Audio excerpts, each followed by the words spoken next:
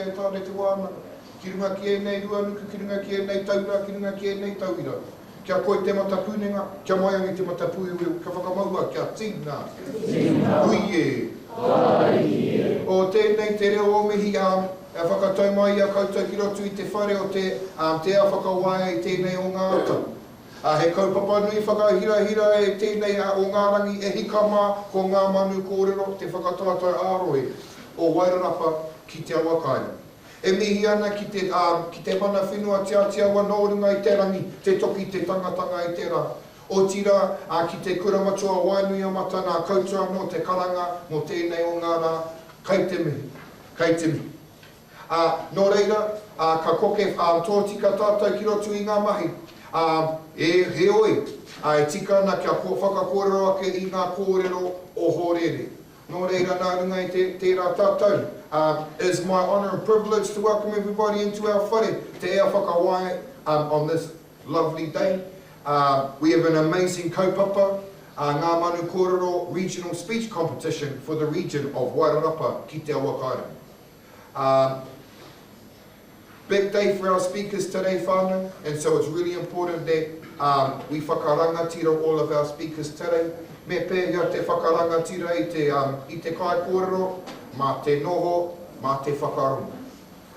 So we're going to respect our speakers today, and how are we going to do that? By sitting and listening carefully, ka pai, and allow our speakers to share their whakaro. They've been working very hard to get here today. I need to quickly share our emergency protocols. If there is an earthquake, please drop, cover and hold.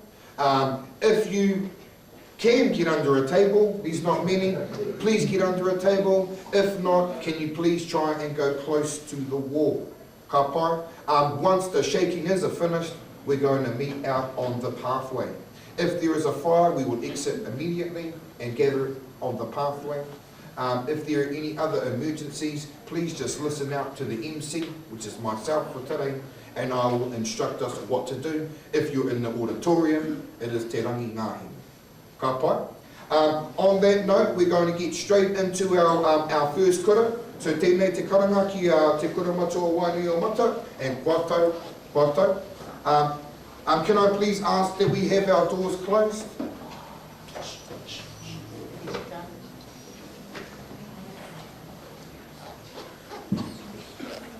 Can we just please ensure that we have our phones on silent, please?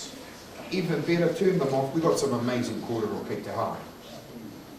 Ka pai. I also just want to acknowledge Aotearoa FM for broadcasting this whakataetae. There is no need to record it, whānau. We have amazing HD cameras recording on our behalf. Ka pai. Nō reira, ko te wāhanga tuatahi, ko te Rāwhiti Ihaka, ko tō tātou kai kōrero tuatahi, ko Merlin Maxwell Pero.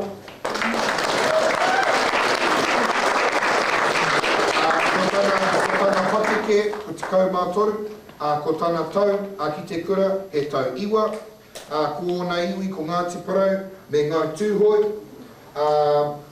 ko ana moi ia, ki tua, kia eke, i te kura, kia tū, hei kaihaka, ki te matetini. Ko tāna kaupapa kōrero, ake, Toitū te Tiriti. Nō reira tēnei te karanga kia koe Merlin, nau mā hara mai ki mo ia tātou.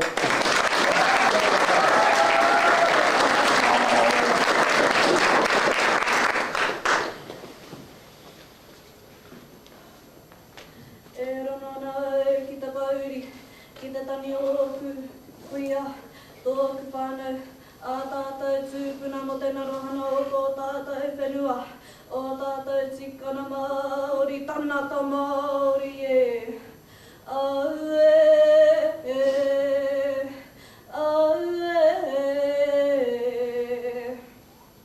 I tūki no tēnei tiriti ki tōku iwi Māori, e papauri o ku tūpuna ki te kite, I hānatea e o tātou tū.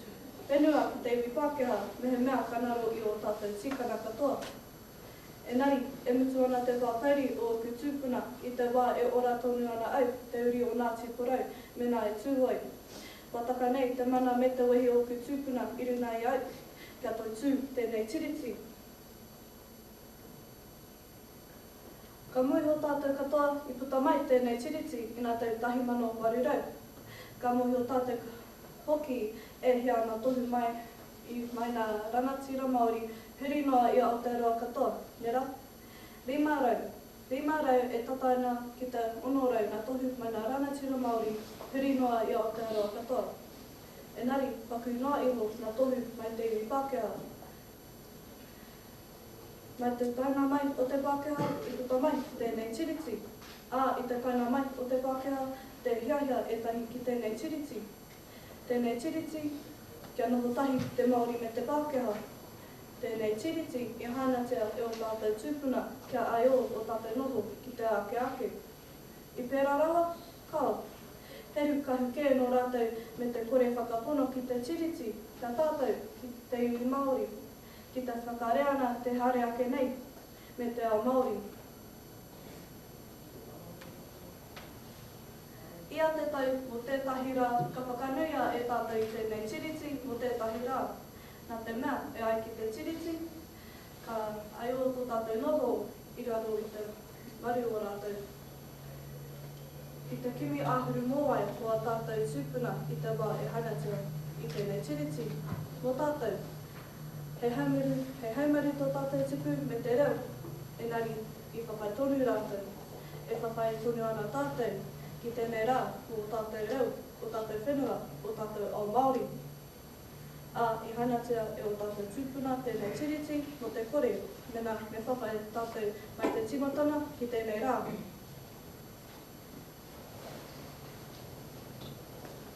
E kōrero ana au o tātou tūpuna me mātou e whawhai tonu ana, engari e whawhai tātou i te aha. Kama, te tiro ki tō tātou au, nā Pākehā, te kai kiritana, tō tātou ka wānatana. Māori mā hoki, e whawhai ana tātou te iwi Māori ki tō tātou whānau. Engari, e tino whawhai ana tātou te karaina ki ina rehi. Mai te timatana i te whawhai a Māori mā i a rātou. Nā te mea, kaore rātou i whakapono ki te tiriti, kia tātou. E ai ki te tiriti, ka whakahoki rātou, i whakai rātou kia whakahoki i tō tātou whenua.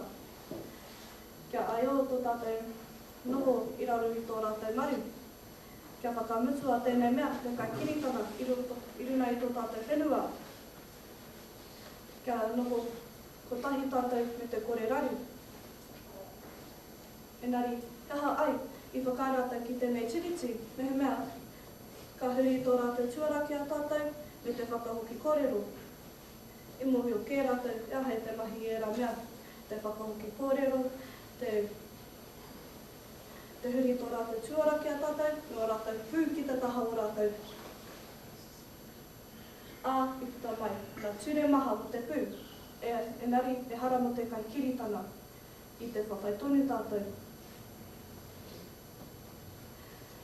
I puta mai te pētihana, ina tau 1,200 pēti te kaungarua, nā te whakaritana o hana te hemara i arahi tēnei te pētihana ki te whare paremata. Engari, taha ai me puta tētahi pētihana, mehe mea, e whiwhi ana tātou i te tiriti.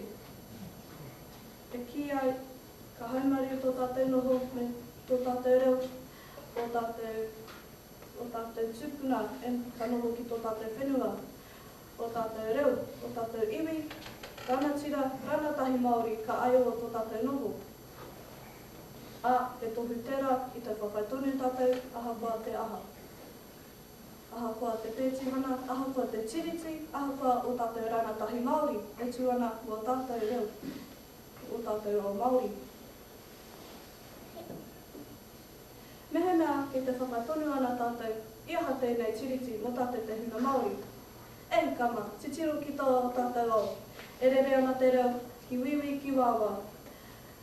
Titiro ki tō tātou au, e rere ana te reo, nā kupu Māori kia Aotearoa katoa. Titiro ki tō tātou huna ranatahi, e rere ana tō rātou reo. E tū ana tātou me te mana, me te wehi o tātou tūpuna, ko taka nei te mana o te mai te iwi Pākehā. e tū ana tātou me te tautoko i tēnei tiriti, me te tautoko o tātou tamariki, kia ora, kia rangatiratanga, me o rātou reo. E tohu tērā, me mahi hei kaitaki tātou, he tiaki, hei tautoko i tēnei tiriti. Kia noho tātou irunai tō tātou whenua, o tātou reo kia noho, o tātou iwi, o tātou ao Māori ka noho. Nō reira e karema, he whakakapi o ka kōrero, mā te hoki atu ki tā heimi hēnare kōrero. Ko tawhiti kē tō harema mai, kia kore e hare tonu. He tino nui rawa o mahi, kia kore e mahi nui tonu. E tū ona tātou ki te kei o tō tātou waka, Toitū tēnei tiriti, ake ake.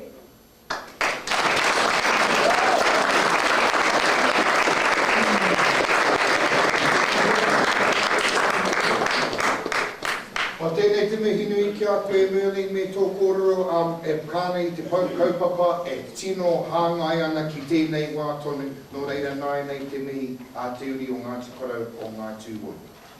Ka hāre tonu te kaupapa, koera te kōrero tuatahi mo te wāhango o te Rāwhiti Ihaka, mo te Reo Māori. We now turn to the English language and we turn to Tā Turi Kara, Sir Turi Carroll competition. Our next speaker, Angela Monu, e uri ia o Ngai Tūhoi, ko tana pakeke te kau mā whā, ko tōna tau i te kura, ko te tekau. Angela is a descendant of Ngai Tūhoi. She is 14 years old and she's a year team here at Wainuiomata High School. Her future plans is to do something to do with art. Her speaking topic for today is our stories transcend myth and legend. Tēnei te karanga atu kia koe, Angela, o mai te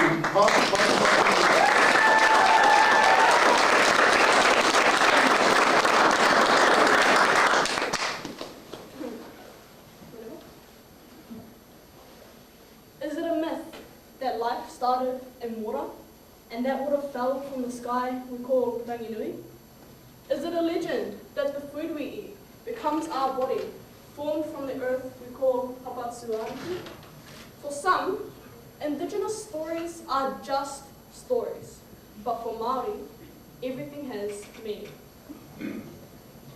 The stories of our people hold the knowledge of our history, customs, and traditions. They explain our connection with the universe, past, present, and future. We hold on to these stories with mana because they are ours, passed on from our ancestors to carry on their teachings in the modern world. Traditionally, our stories were told using our words, in waiata, karakia, haka, and even whakapapa. Our people also used artistic symbolism, like whakairo, rāranga, and tāmoko. All these stories contain the knowledge of what makes us unique, what makes us Māori, what makes us tangata whenua. In fact, our stories have many teachings, like the story of Pane, who ascended to the highest heaven, Tihi o Manono, where he received the 3 baskets of knowledge. Tuauri, the knowledge to create human beings. Tuatea, the knowledge of karakia and ritual. And Aronui, the knowledge to harm humans using black magic. And there is the story of the demigod, Rāwhiti Ihaka, and his attempt to obtain immortality by literally crawling back through the birth canal of his grandmother, Hurinui, the goddess of death. Unfortunately for Maui, she was alerted of this and he was crushed to death. These 2 significant events completed the life and death cycle of all human beings.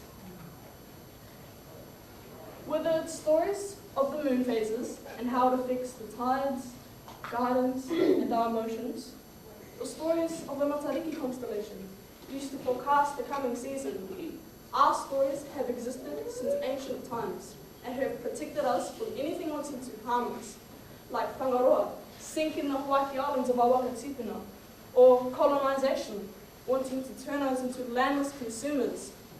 Our stories teach us everything we need to know about anything, but of course, it's up to us how we use them. For some cultures, myths and legends are stories, usually to teach us something important. However, I think the Western culture tends to dismiss a lot of that teaching as just fairy tales or some hocus pocus voodoo rubbish made up by some random village people. This attitude is usually found in those thinking they're superior, using unfinished science to rubbish anything beyond their knowledge. We get it. Your science proves that your ancestors were monkeys. But in our history, we come from gods and demigods. So, is it science that life started in water and gravity pulled it down from the sky, we call Hurinui? And is it a fact that our bones, organs, and tissue are converted from the food we eat, grown in the earth we call papatsuanaku? Our stories are definitely myths and legends. They're the best ones. So, rangatahima, let's mirror the courage of Tāne as he reached for knowledge beyond the heavens, and Maui's curiosity as he confronted the very essence of mortality. Don't be afraid to push the boundaries to make change. We have the power to ensure that our stories continue to transcend myth and legend. Mauri ora.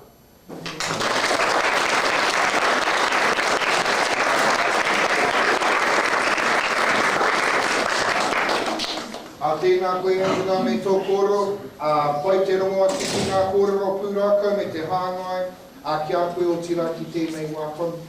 Angela, lovely to hear your speech. Ngā mihi nui kia koe. Next speaker.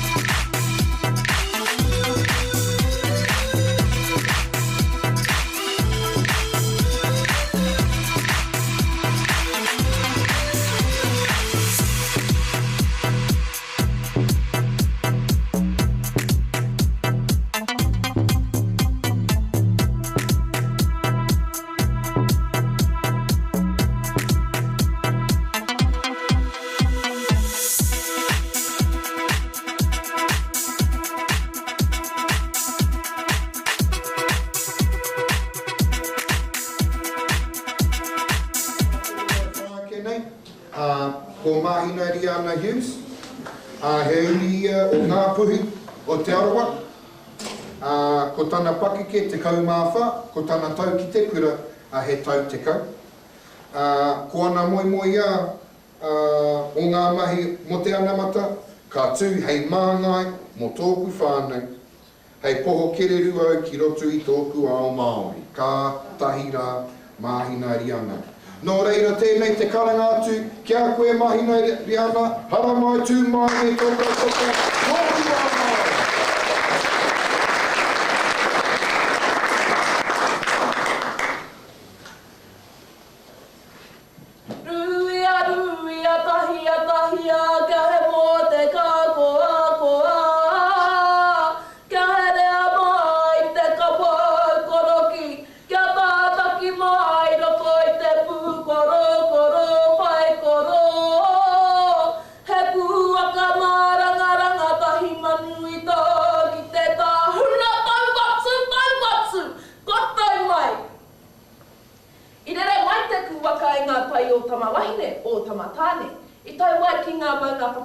O te taipokero. Ka waka toku tū ki te koinga o tangitu. Pākana te titiro ki ngā wai kōpiko o te awarua. Te mātāpuna kai a te whānau pani. Kia takahi atu au ki te marumaru o tō whare ki te marae o te patunga. Kia tau atu au ki te pītau whakarei o a taku wakati ere ngaru a mātātua. He wai tīwhira tēnei no ngā te kau ki whangaroa te taipokero wānu. Au e rā ti hei wā mauriora. Kia ku whakatamarahi te ngā kautau, ko te kaupapa o te kōrero ko tōku a Māori. I te timatanga ko te kore, ko te pū, ko te weu, ko te more, ko te aka, ko te āhunga, punapune rahi pōpō kūnau. Ko te hine awe, ko te tihi matatanga mai o te amārama. Te rapuna, te kukune, te hihiri, te mana, ko te whakaaro, te mahara, te hinengaru. Ko tā whiri mātea, ko tū mataunga, ko rongo mātāne, ko haumi e tiki. Ka puta mai te rā, ngā te tū, te marama, ti hei, mauriora. E tika ana me timata ki te kōrero a ngā atua, nā rātou tō tātou ao I hanga. Me kore ake ko rātou, ka kore nei tātou e tau oranga. Ko tērā te whakapapa o te oro ko hanga mai o tōku a Māori. Me timata pea ngā kōrero ki tōku a Māori. I whānau mai au ki roto I te awa kairangi, I rue hau ki te kōhanga reo o te ngahere o te rangi Māori ki te riu o Wainui o Mata. I kuraina hau ki te kura kaupapa Māori o ngā kōhanga reo o te awa kairangi mō ngā tau e waru. I nei ke te kura matua o Wainui o Mata a hau e kura ana. Kai tari tote, hei koma, au tātai te puna, mai tonu, titi ai hoki, rata ai taku mana wae. Haruru, pārara mai ana tote o mārangai e. Tau mai ahi, hei tau mai a wana, taki te ni, taki tā, ki te mura te ahi. Ka kore tōrito te ahi o tōku a Māori, ka titi a ki taku manawa, ka tū mai tōku ihi, tōku ana. Piri katoa, wehe kāhinga, tētahi o ngā uara e mahirangi nei no te ao Māori. Me noho piri, me piri tahi tātou ki tō tātou a Māori, kia kaha ake kā tātou tū ki tēnei a piripiri. I nā ka wehe kāhinga tātou, ka ngaroa tātou oranga, tuahuatanga mō ngā uri kei te heke mai.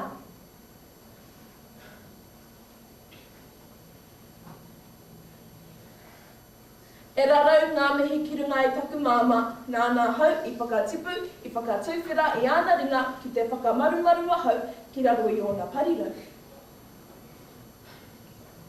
I te wae tupu au, I whakatoria e tōku māma I ngā tuahuatanga Māori ki roto I a hau. Ko te reo Māori, te reo e rere ana ki te kāinga. Ko ngā uara, ngā mātāpuno me ngā tikanga, o tō tātou a Māori, te kawanga o te kāinga. Ko tōku a Māori, ko au. Ko au, ko tōku a Māori. Ko te tikanga, te tuāpapa o te oranga, mā te tikanga koe e haumaru wai. ētahi o ngā kiwaha o tōku māma. He aha tēnei mea te tikanga, ko te tikanga te whāpapa o te oranga. Ko te tikanga I ahu mai ngā atua I ngā tūpuna hei āhuru mōwai mā tātou. I ngā kawa wahitia I te kupu tikanga, ko te tika te mea e kawe koe ki roto I ngā mahi e tika ana, mōhau o tira mo te katoa. Ko te ngā he raupapa I te tuatiritiri o ngā mahi e tika ana. Heha e tehi tikanga o tōku whānau. Tahi, rua, toru, he maha. Urupa, ko tētahi tikanga o tōku whānau, I te wai te kuhu koe ki te urupa, ko te marere I ngā taputapu kia kore ai tētahi āhua e whakapiri mai ki a koe. Anō hoki me uru more atu.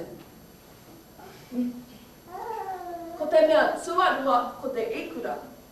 I te wā te ikura ko te tikanga o tōku whānau ko te noho ki uta. Nā te rongo maipiti o te whare tangata, ko ia nei te wā, karere mai te awa atua, te awa tapu me te awa wahine ki te whenua. Nā runga I tēnei ka ānini te māhunga, ka puku te rai, a ka rongoa nō hoki I te ngenge.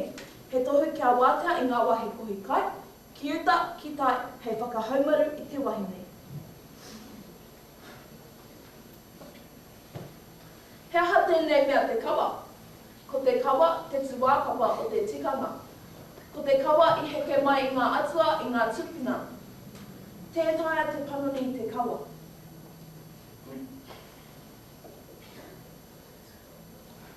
Nō reira, he whakakapia ki tōku kōrero, ko tōku wā Māori, ko ai ko tōku wā Māori.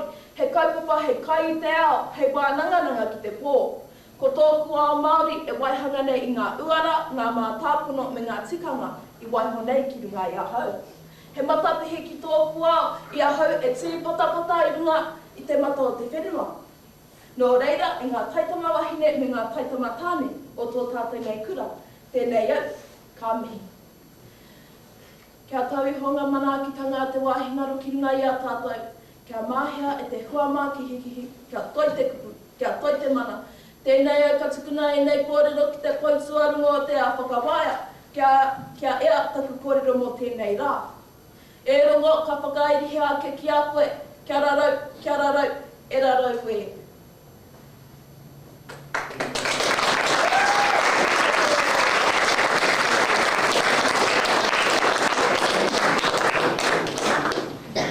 Tēnā koe māhina me pērea ngā kōrero hi, ki te noho au ki te kokona, me te roa taku mōio ki a koe, Rāwe māhina, he Māori tūtū koe, me tō ao Māori.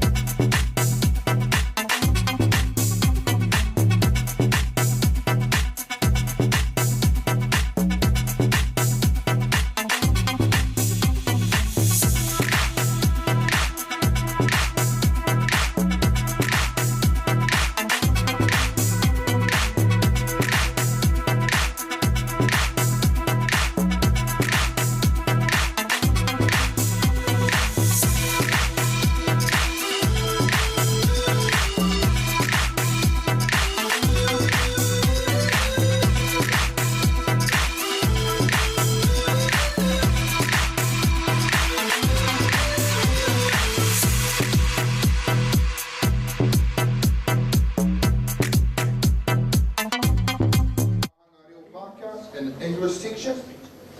Our next speaker from Te Kuramatu o Wāngai is Irene Jane Grant.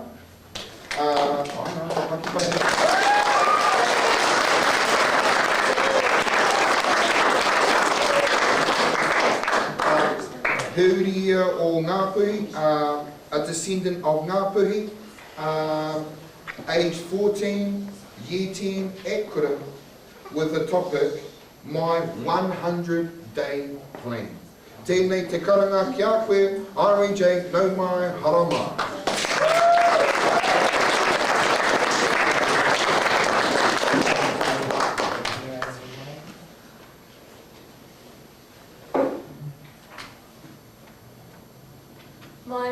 Dear judges, my beloved audience, do you remember how on the 2nd of October 2023 there was voting opened in New Zealand so that it could be decided which governmental party would lead New Zealand?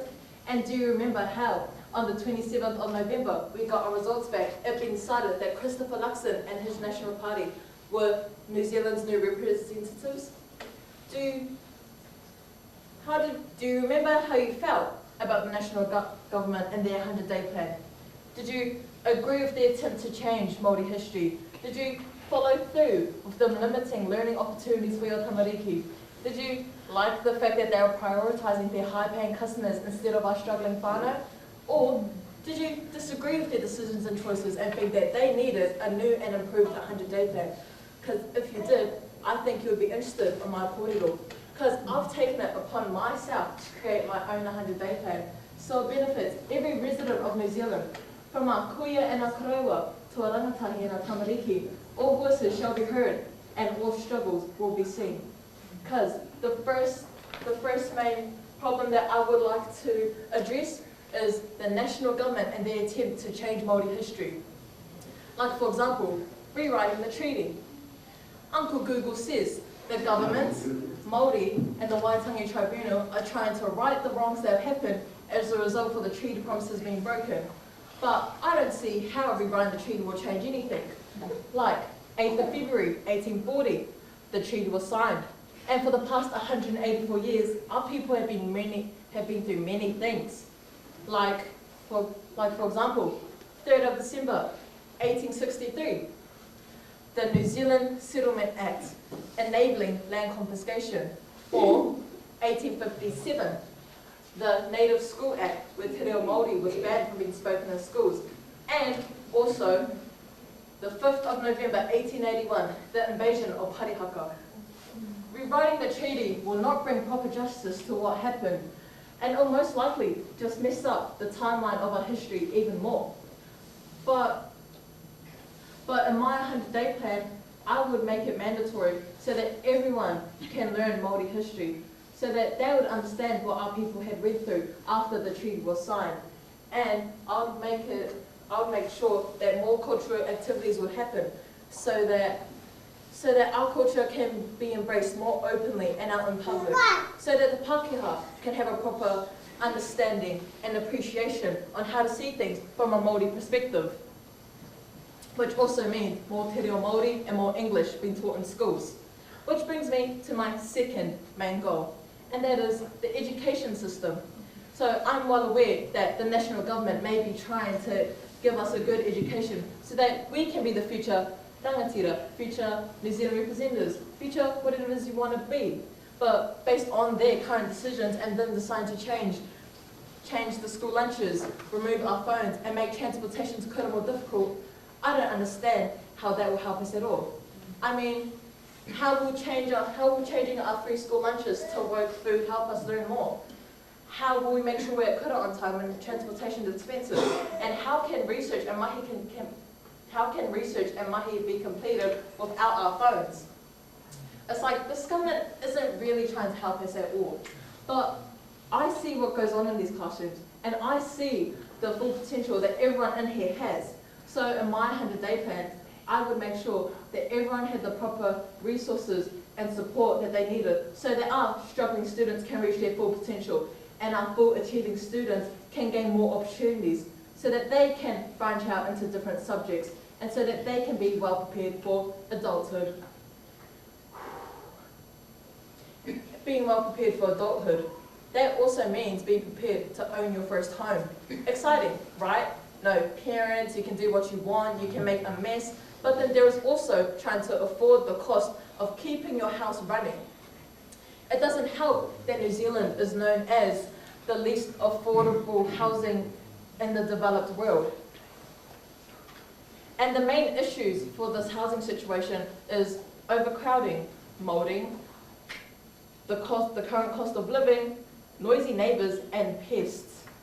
These issues is what is creating a rapid shortage in comfortable living areas for our people. And there is immediate need and demand for safe homes and affordable living. And it doesn't help that in 2019, it was recorded and estimated that around 42,600 people were homeless. So that's why in my 100-day plan, I would make sure that everyone had a comfortable and safe living environment. So, my dear judges, my beloved audience, do you agree with me attempting to embrace Māori culture so that it is embraced openly? Do you follow through me trying to get more learning opportunities for your tamariki? And do you like the fact that I'm focusing on getting everyone a safe and comfortable house while they still have some of their paycheck left? If you did, I hope you enjoyed my 100-day plan, and I hope you like my kōrero. Nō reira, tēnā koutou, tēnā koutou, tēnā hoki tātou kapua.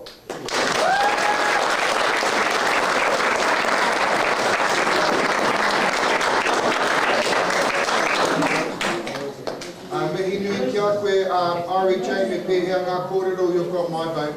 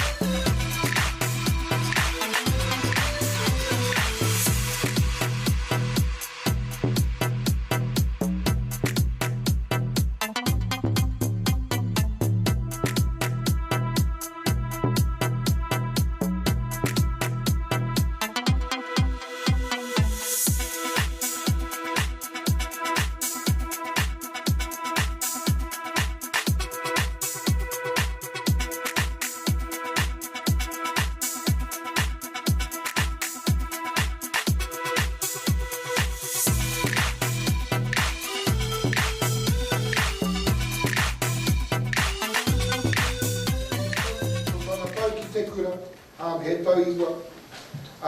Ko ana mahi mo te anamata, ka tū heimanga no tōku whānau I ngā wā mo aku anamata. Ko tōna kaupapa kōrero, reo kōpiri, whakapuakina, reo korahi, whāngaihia, tēnei te karangātu kia te aniwaniwa hori e mawa.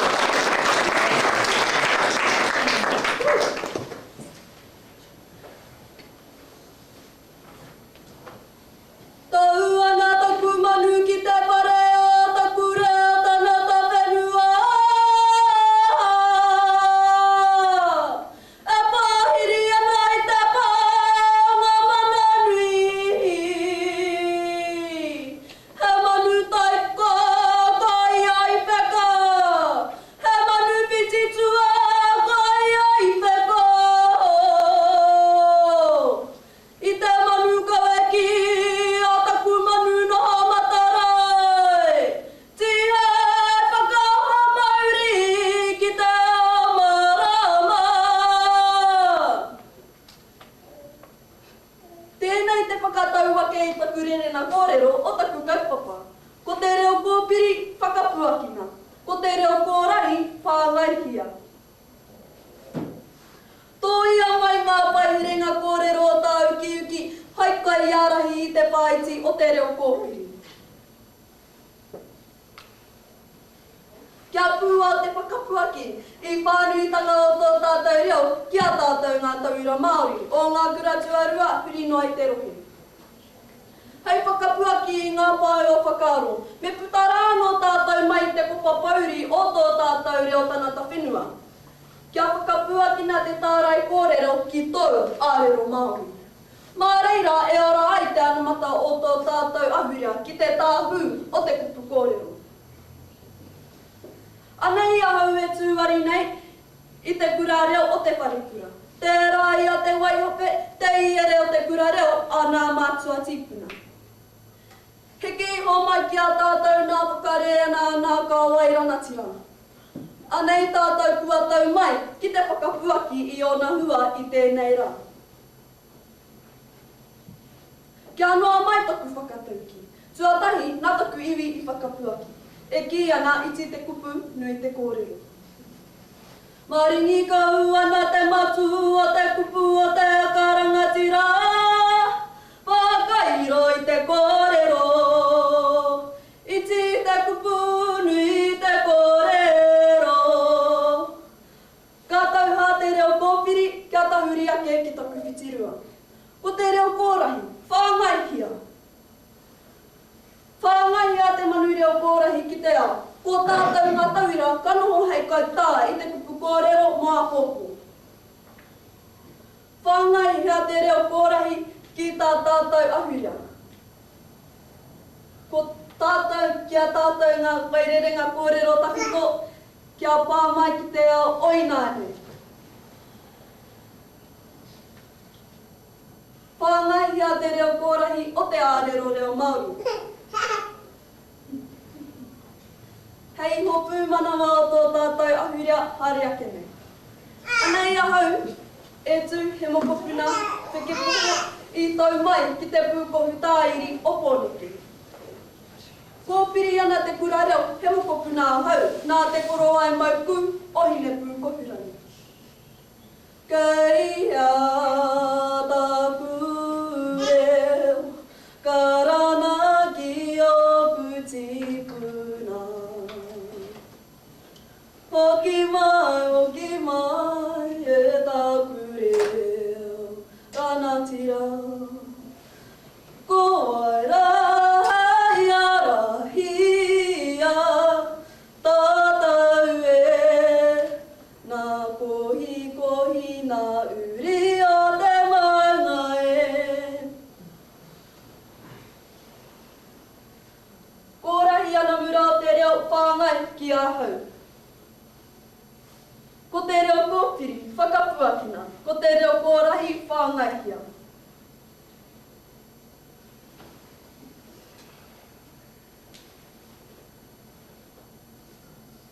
Hei whakairi ake nei taku Ngā Manu Kōrero, tahi, hei kahu I taku kaupapa. Kei a taku reo, karana ki o pūtipuna. Hoki mai a taku reo ranatira. Ko wai rahi arahi, I a tātou, nā kohi, nā uri o te mauna. Ko tō tātou reo tua uri, whai o io, kia mau, kia ita, kahuri.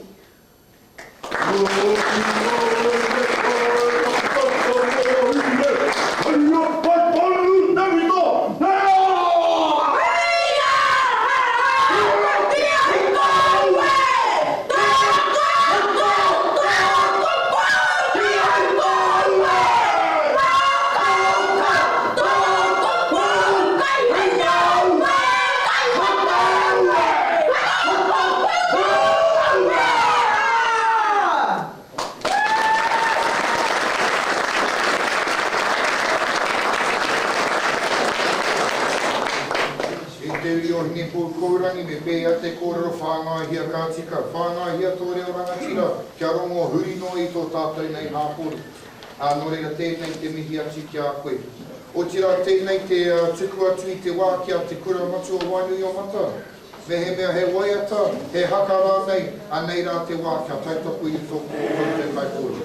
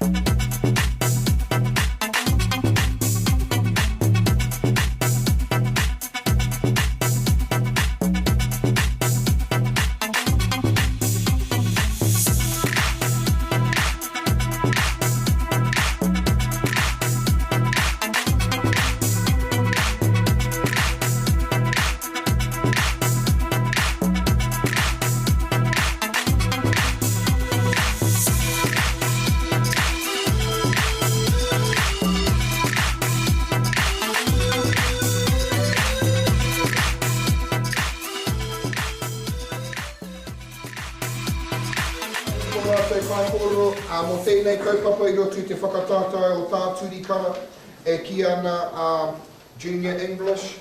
Our next kura to come is St. Patrick's College Silverstream. They have one speaker in the Sir Turi Carroll section. Nō reira, our next speaker is TK Awanui Trim. He uri ia o te au pauri, ngā tikahu, ngā takoto, te rarawa me ngā puhi. He is 14 years of age and he is a year 10 at school. He doesn't got any future plans down here, but I'm sure he's going to be a doctor or a lawyer or something amazing. Kia kaha re TK. Me te mea no ko tana, and his speaking topic is Our Stories Transcend Myth and Legend. Tēnei te karangātu kia koe TK, nau mai, hara mai.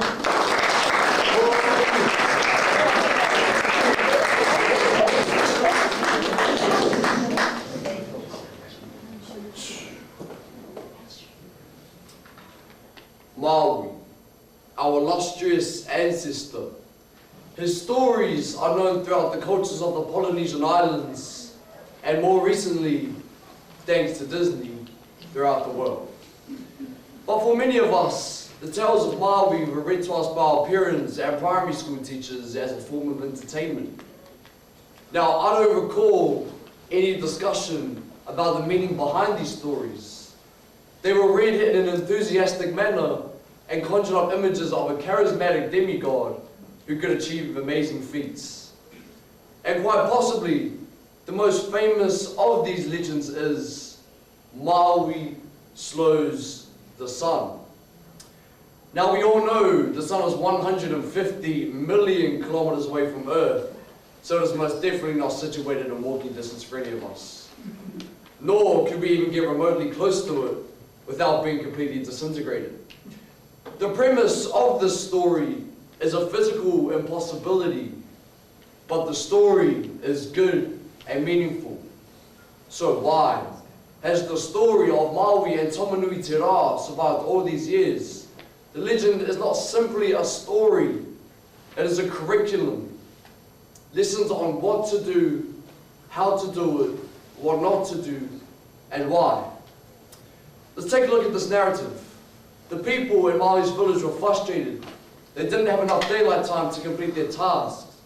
The children didn't have enough time to play. The nights were long and the days were short. This was a major problem. And if you have a problem, you need to find a solution. You need a troubleshooter, a problem solver. Enter Maui.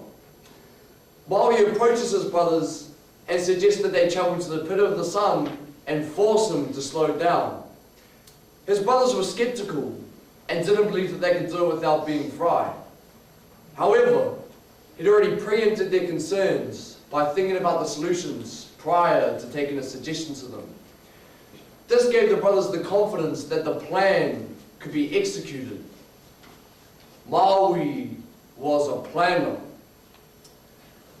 Under Maui's guidance, his brothers harvested flax and planted strong ropes to snare the sun. Maui recited karakia to ensure the ropes were suitable for the job. They needed the correct equipment to execute the plan. Maui was skilled and knowledgeable. The journey to the abode of Tamanui Te Rā was long and arduous, and at one point the brothers became disillusioned and were starting to lose motivation. However, Maui reassured them that despite their concerns, they were getting ever closer to achieving their goal, thus refocusing them on the task at hand. Maui was a leader. On arriving at the home of Tamanui Te Rā, Maui instructed his brothers to build a wall around the opening of the pit to protect them from the heat when the sun rose. Maui had the safety of his people in mind. This ensured that they would not be injured despite how hazardous the situation. Maui was a protector. When the sun rose, Maui was a protector.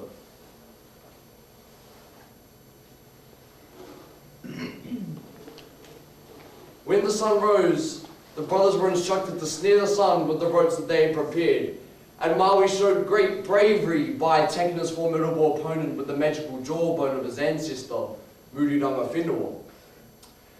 Tamanui Te Rā, battered and bruised, agreed to slow his journey in the sky down, and the objective had been achieved. Maui executed his plan, thus improving the situation for his people. They then had time to tend to their gardens, fires, cooking, construction, and other daily tasks. They could then thrive and prosper. So if we want to use legend to convey the message that was intended, we must have conversations with the future generations about these attributes.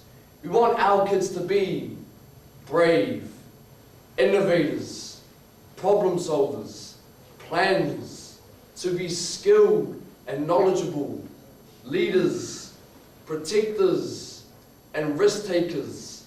This is not just a story, it is a lesson for life. If we have these attributes, then we will be able to help our whānau and community prosper. Though Maui performed an incredible act by slowing the sun and making the day longer, he also let his ego get the best of him. He paid the ultimate price by trying to attain immortality by passing through the goddess of death, Hurinui Te Pō. This legend teaches us that we must understand our limits and that death evades nobody. I believe that Maui was an incredible man and achieved some incredible things in his lifetime. The popular tales of his exploits, like other legends throughout the world, have been embellished to ensure the longevity of the message. And once again, the tales of Māori are guidelines for us to learn what attributes we need to prosper in this ever-changing world. Therefore, yes, our stories do transcend myth and legend, because the lessons and warnings that were relevant in the past are relevant now and will be relevant in the future.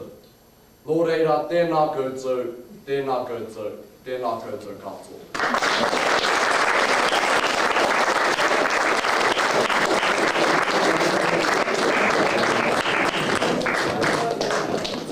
Tēnā koe tīkei me tō kōrero e whāna ki ngā pūrākau e tēnei o ngā rā. E kia ana koe me rite ngā rangatahi ki a Māui. Engari e kia e tahi tangata e nana ki a Māui. Nō reira me rite ngā rangatahi ki ngā nana ki a... Ai, ka tika. Awesome, TK. Amazing to hear your amazing story about the myths and the legends. And yes, they do transcend ka tika. Tēnei te mihi atu kia koe o tino.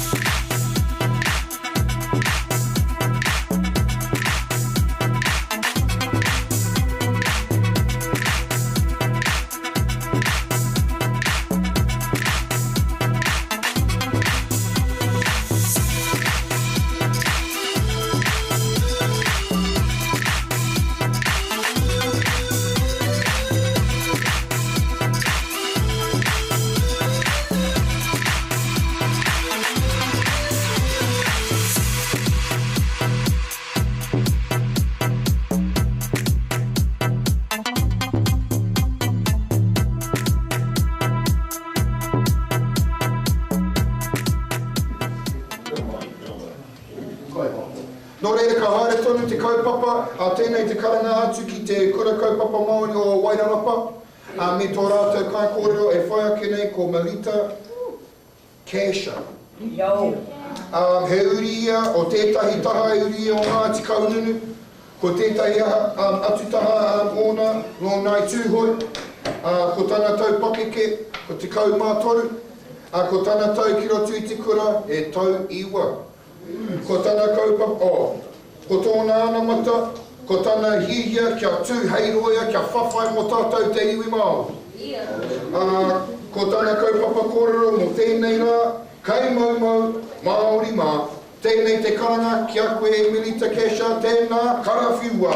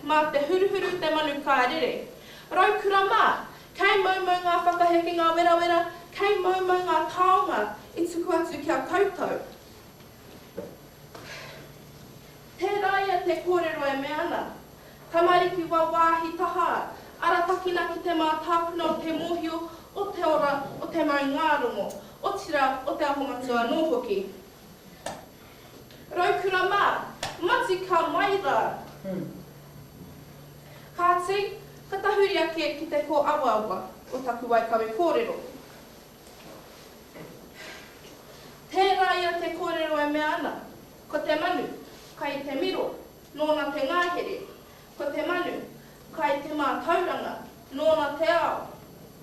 Kia paku rā wiki au i ngā kōrero I konei. Ko te manu, kai te miro, nōna te ngāhere. Ko te manu, kai te mā tauranga, nōna te ao. Ko te manu, kai I te reo Māori, nōna arangiatea. Māori mā, ahakoa he hoha o te whakakipakipa ki te kōrero I tō tātou nei reo Māori. Me mahara ake tātou ki tō tātou reo I ngā rā o mua.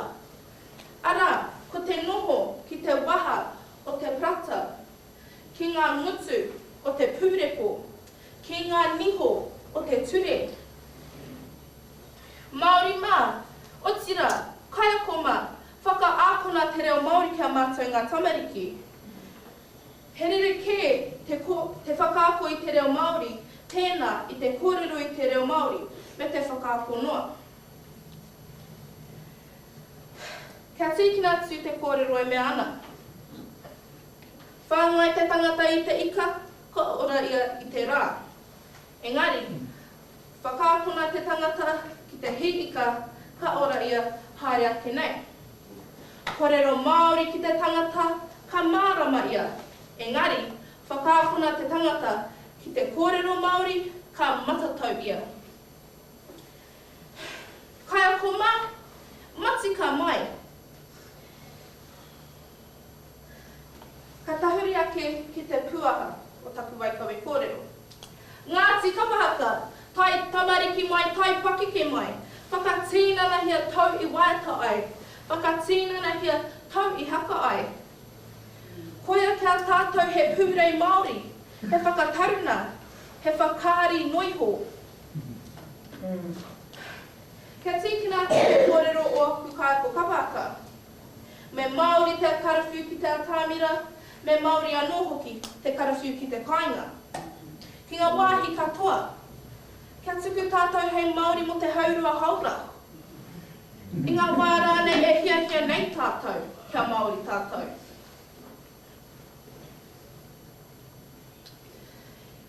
Ka tāwaki au I konei, ki te puaha o taku waikawe kōrero. Ka mātai atu ki muri, ki te mātāpuna o taku waikawe kōrero, o te awa, o taku awa. I konei, I kōrero tia ngā raukuro o te kaupapa me te whakahoki mai I tō rātou mātāpuna o taku matua. I te kō awa o taku waikawe kōrero. I kōrero tia o tātou kaiako, ki te whakaako I te reo Māori kia mātou. Ta tū mai ki konei, ki te puaha o taku waikawe kōrero. I konei, I kōrero tia, I kōrero tia, te motuhengatanga o tō tātou Māoritanga. Kia whakataupitia ki au I konei. Tamaiti akuna ki te kāinga, tuana ki te marae, tauana. Engari, tamaiti akuna ki tōna Māoritanga, tuana ki rangiatea, tauana. Reira, tēnā koutou, huritu, huriaro, tēnā koutou, katoa. Nā e piki mai ki tātou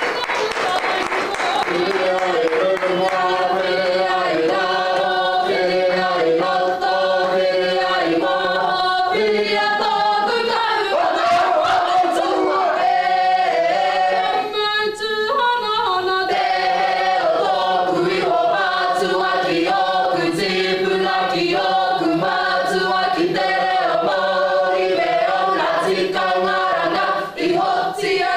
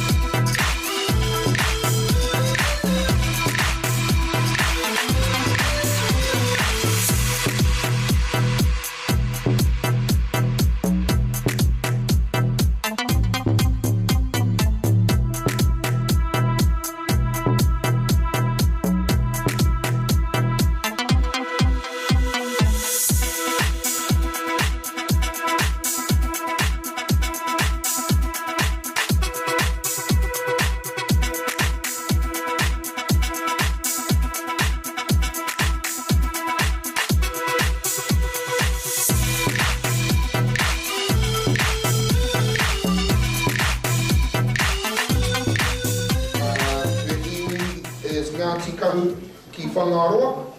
Her future plans are, oh, she's 14 years old and year 10. Her future plans is, I would like to become a lawyer to fight for people's rights. When I graduate, I would like to study law ka taira te whakaaro rangatira Trellis.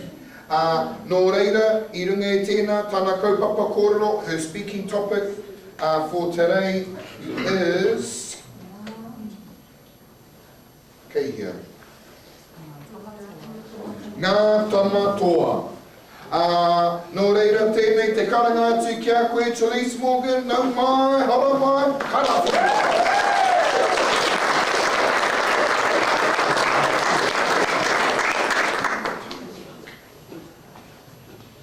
Who are we? Who has brought us here? And how do we move forward? 3 questions that we should be asking ourselves, because our lives, our culture, and our identity are built from the tipuna who have come before us. Titiro whakamuri, kōkiri whakamua. Look back and reflect so you can move forward. When I look back at our history, there was one group that stood out. One group that has built our foundation, and one group that inspires us to make change as well. That group was Ngā Tamatoa. Who are they? Ngā Tamatoa was a group of Māori warriors who fought for Māori rights across all areas. But some of their greatest achievements can be seen in the strength of our Māori language today. One of the Ngā Tamatoa activists, Hana Te Hamara Jackson, said, "Speaking Māori is the only real symbol of Māori identity. For us to be able to speak Māori is the truest expression of our Māoritanga. It is the substance of our Māoritanga. It is the link with the past and the present and all of its glories and tragedies. It is the link with our tipuna." This quote clearly highlights the importance and value of speaking Te Reo Māori. For it is not just the language, but the identity of our culture as well. When Ngā Tamatoa first formed, Māori language was on the brink of extinction. Our language was on the brink of extinction. It was the actions of this group, which is why we still have our identity today. Ngā Tamatoa led many hikoi and protests all throughout the 1970s and 80s. They fought with mana, whakahi, and passion. Their drive for equality and to make a change kept them going. And on the 14th of September, 1972, Ngā Tamatoa formed with Māori student-led groups all across Aotearoa to take a petition of over 30,000 signatures to Parliament for Te Reo Māori to be taught in primary and secondary schools.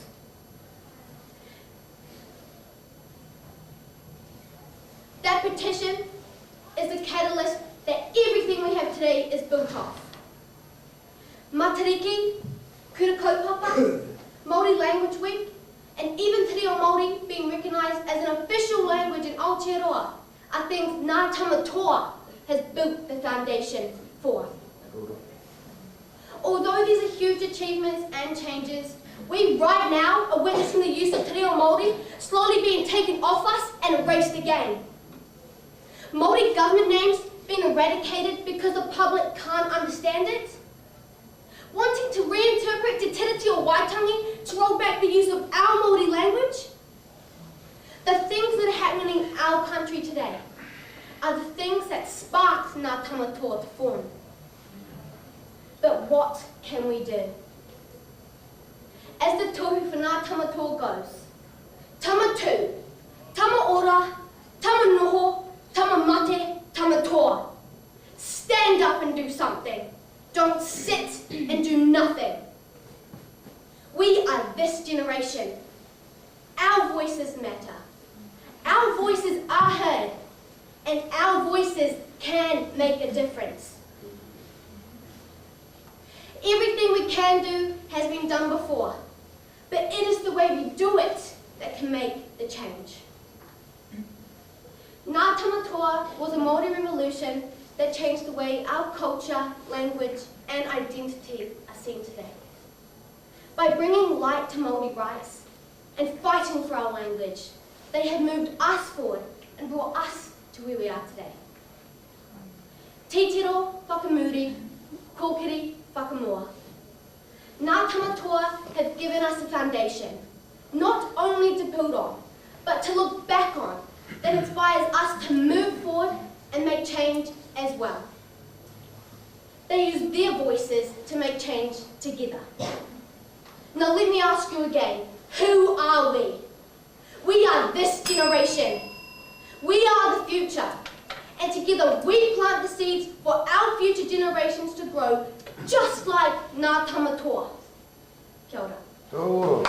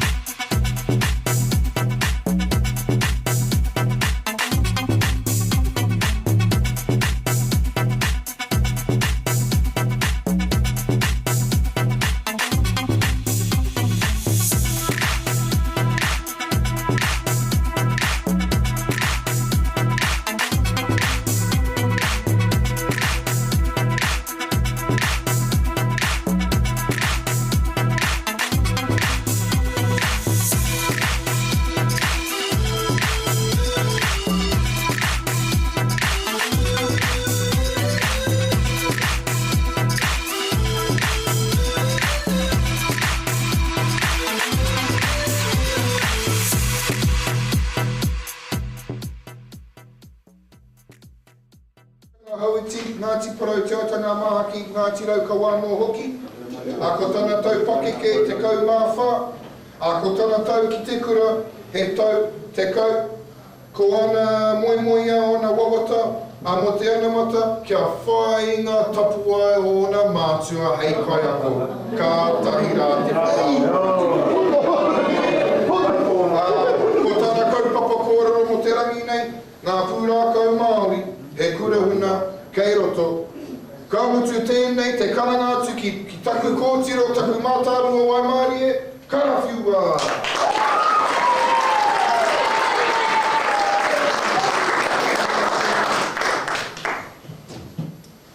Whakarongo ki Hurinui ki Carroll ki tuanga paripari o te wainunga te moana I rau kawa. Hau mai te rongonga pai, e papaki mai rā ko te kāwi maunga, he witaka paupō kai ka taonga te tuahu ki puke atua karurukuti a te hau tupua. Ara mai au e petua o mutu I te wai, he tani pā karurukuti a te hau tupua. Kara mai anga ke a pātaitai te wai here tani pā. Pie te mata ki te honutanga o papatu anukui, ngā ore mata tonu atua mai awa, he ori nāna ke nāni ho taratara, nāni ho tani pā. Kari a te awa I whakairohia e make ko te awa kairangi ko hiai, te whenua I tere mutaka ki te wai, hei kutaka piti, hei kutaka peta, hei ka whenua I pukai mai rāpo, kai mangu pare a ho tuku mangaraki, pukai tiro epa, te atu ki te kauai o te katuki arawatia. Ka mama te waharoa ka te patu ai mō, nai ka tai, e hutahu ka tai, kai ka ki te mo, ana whakangaro atu e. Ko ngake, ko whātaitai rānei, ko waipue, heri te tonu kia ngake, he pakari, he maia, ka pati te tai, ka pāo te torea. Rānei heri te tonu kia whātaitai, he māngere, he moikore, kataka roa, kataka he. Tēnā koutou, e tika nā kia mihi ki te rangi, kia mihi ki te papa, ko rangi nui e tui honei, ko papa tuanuku e takoto nei. Ko te kaupapa o tōku kōrero ka pēnei, ngā pūrākau Māori he kura huna kei roto. E toru ngā wahanga o tōku kōrero, ka tahi te wai pipi pāpau anau ki te kohanga reo. Ka rua, ka tipu tēnei pipi pāpau hei pikarere ki te kura kaupapa Māori. Ka toru, ka otaake ki tōku anamata hei manu kōrero, kia rere tōtika, kia rere pai ki te pai ongi tū. He moko puna haua te kohanga reo. I whānau mai au, I raro I te korowai o tōku kuia, akeri ana ause. Ko kōkiri mara e tōku whakaruruhau. I au e tipu ana ki te kohanga reo, kei tōku taha, ko tōku whānau. Ko māma me pāpā, ko kukuia, ko kukuraua, me o kukaranga maha hoki. Ko te whānau tōku pare whakaruruhau. Ko kōkiri te marae, ko kōkiri te kohanga reo. Ki te hoki atu whakaro ki au wara, kamarake ki tōku au Māori.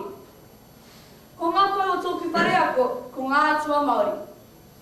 Kei roto, I ngā pūrākau o ngā atua Māori, ngā akora. Ki ari te koe, ki te tōtara, etu, tāne mahuta,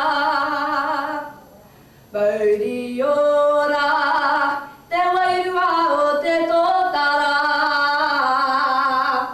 etu, tāne mahuta. I au e tipu ana, kauki ki te tū, ko tāne mahuta tērā hei arahi. E mohiotia, whānuitia, anau ki te pakari o tāne. Kia tū pakari, kia rite ki te tū o te tōtara, kia rite ki te tū o tāne mahuta. Ko ngā atua Māori me ngā pūrākau, ngākau o tōku whare ako, he kura huna kei roto. Nā ngā atua Māori tēnei pipi pāpau I arahi. Mai te kohanga reo, ka tau atu ki te ara whānui kura kaupapa Māori o ngā kohanga reo o te awa kairangi.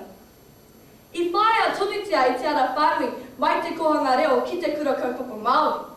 He Māori tonu tōku ao, he Māori tonu tōku alu. Hui anō, kua pake ke ake tēnei pipi papo, heipi kārere ki te kura kaupapa Māori. Ka hua mai ko ngā pūrākau maha o te ao Māori. E maha ngā akuranga mai ngā pūrākau o Māori te nanakia. Ki tāna mai whakapōtiri a tamanu i te rā, ko te akuranga pēr. Ki te hiahia pi ki te whakatika i te mahi kino o tētahi atu, mā te pati pēr ka ora. Ki tāna mai hi i te ikanui, ki te kore whakai o tuakana kia haere ki o rātou pāti, me huna kē te mahi. Ki tāna riro i te ahi kōmau mai e hine mahuika, ko te akuranga pēr. Ki te hiahia pē ki tētahi mea hau, whiu anō ki te tā, kariro anō pēr i tō whaia keke. Wai hoki, ki tāna mahi whai te oranga tonutanga, ko te akuranga nui pēr, kaua e whakōho wawe te wahine, nera. Aha kua te nanakia, he kura huna keiroto, he akuranga hoki. Koia ke, ko Māui te whare kino. Kawiri ki te tika, me te pai, ki te pūrākau o kiwi, me tōna mana nui.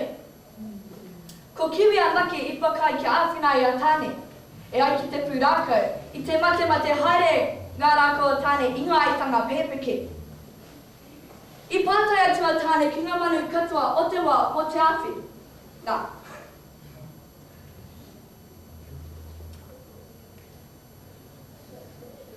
Kawiri ke Ngā Manu katoa, haunga atu i a kiwi, e ora tonu ana te wao i aia. Mei kore ake a kiwi, hei kai whakaora o te wao, meri te tonu tātaku i aia, he mana nui ke. Pūrākau atu, pūrākau mai, he kura huna, kei roto. Rere tō tika, rere pai, he pika rere, ina nei, e rere pai mai ki tua. He nui ngāhua kei tua. Ka whakaro ake ki tōku anamata me ngā pūrākau Māori, hei arahi i au. Ki tōku tā mātauranga, tēnei au, te hokai nei taku tapu ai, ko te hokai nuku, ko te hokai rangi, ko te hokai o tāne nui ārangi. Nāna i piki ki ngā rangi tūhaha, ki te tihi o manono, kia riro i ngā kete o te wānanga. Ko te ke te tuauri, ko te ke te tuatea, ko te ke te aronui, heorana mona, heoranga mo tātou. Ki tōku au hākinakina, ko te ki o rahi tōku tino. Kia whai hua ki tēnei kēmu, meri te anō kia rahi tū takahina. Ka pakamāke ki ngā tariwha weriweri, ka kore au e tuohu, mā te upoko pakaru, ka hua, ka ora.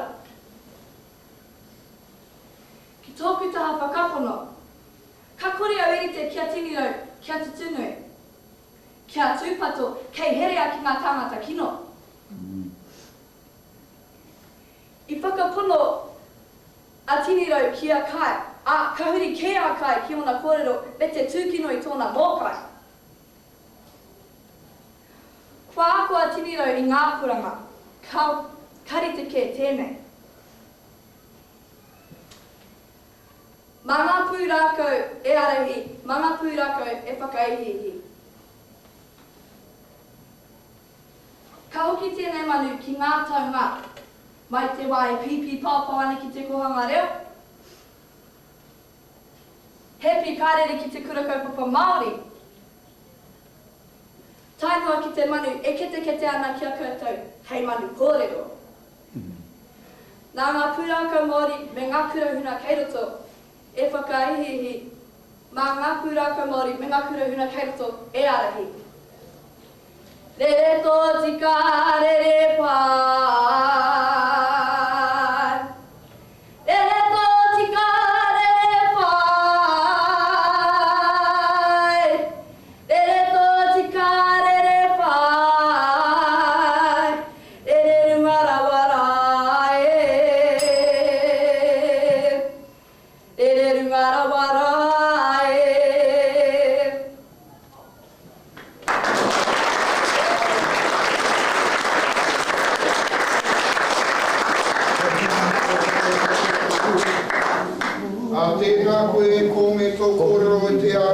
whairangi nei, me pēhea tēnei pāpa e mihi atiki a koe. E ki ana waiho mā te tangata e mihi, no reira mā tētai atu tangata e mihi ana ki a koe.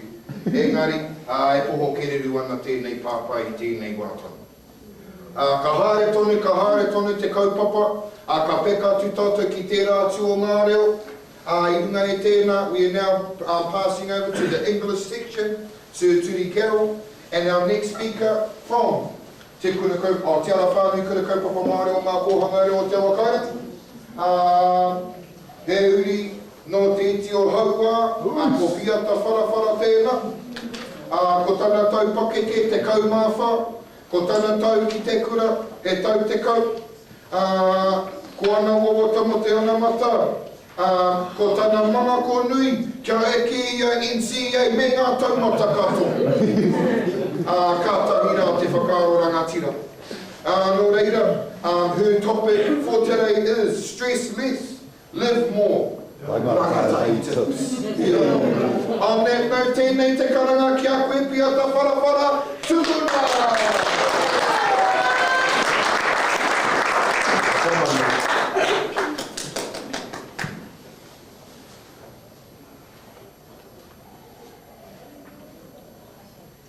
Feeling stressed are a heavy mess. Minor knots are wild guests. Breathe in deep, find some rest, and the chaos be your best. Tēnā koutou katoa, my name is Piata Wharawhara, and I'm a student from Ngā Manu Kōrero Māori o Ngā Kōrero o Te Wakairani. Today I'm talking about Rāwhiti tips, stress less, live more. Today, in this moment on, I want to talk to you all about something that affects each and every one of us, regardless of our age, background or circumstances, stress. You see, stress is like a gigantic mountain casting its shadows over our lives, making it difficult to see the beauty around us. But as Rāwhiti, future leaders of our communities, it's important that we learn how to manage stress effectively so we can live life to the fullest. First, it's important to acknowledge that stress is a natural part of life, and we all experience it from time to time, and that's okay. But what's not okay is letting stress consume and control our lives. So how can we take control and live more fulfilling lives despite the stresses we face? My journey with stress began like so many others. In the quiet moments of uncertainty and doubt, I remember the sleepless nights spent tossing and turning, my mind racing with worry and fear. I remember the constant feeling of exhaustion as if every ounce of energy had been drained from my body. I remember when the walls felt like they were closing in around me and there was nowhere to escape, nowhere to go. But upon the darkness, there were also moments of clarity, moments when I realized that I was not alone and that there were others who had walked this path before me and emerged stronger on the other side. Slowly but surely, I began to untangle the knots of stress that had bound me for so long. So I began to reach out to friends, to professionals, to teachers who could offer support and guidance. I learned to set boundaries and to prioritize self-care, knowing that I could not pour from such an empty cup.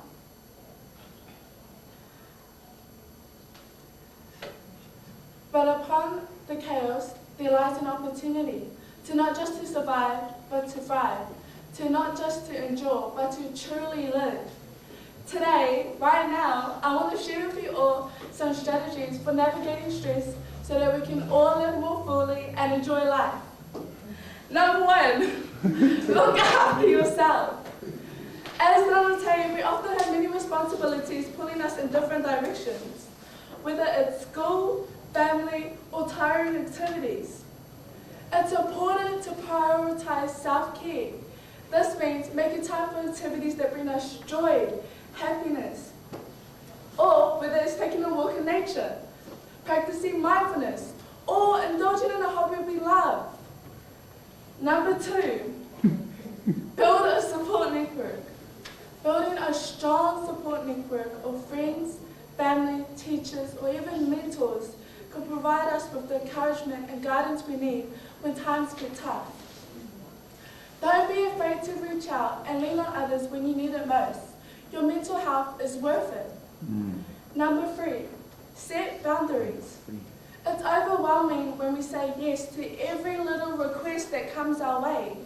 Learning to set boundaries and to prioritize our own well-being is essential for managing stress. Know your limits and don't be afraid to say no when necessary. Your mental health is just as important as your physical health. Number 4, practice mindfulness and gratitude. In our daily lives, it's easy to get caught up in negative thoughts and worries about the future. Whether it's practicing mindfulness can help us appreciate the goodness and beauty around us. Additionally, cultivating a practice of gratitude can shift our focus to what's going wrong, to what's going right in our lives. Number 5, seek help when needed. Finally, it's important when we recognize that we need professional help to cope with stress. Whether you're struggling with any mental health disorders or you're being threatened, this is when you need professional help to cope with your stress. Remember that you aren't alone and that there are others who had also walked this path. Today I want to talk to you. Today I stand before you all, not as a victim of stress, but as a survivor who has emerged from the darkness into the light, stronger and more resilient than ever before. And so to anyone who may be struggling with stress, keep your head up high and never forget you aren't alone. The beauty of stress is as beautiful as the starlights built in the universe. Koe ni tītama koe matawaina te pati te tirohanga. You're like any tītama, a vision at which the eyes glisten. Ngā mihi.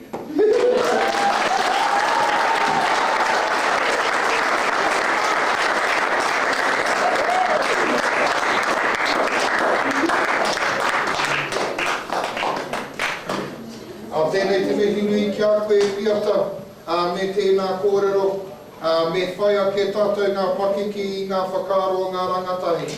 Nō rere tika ana kia tuku i ngā rangatahi tips ki a tātou. Kia kore tātou e tino rangina.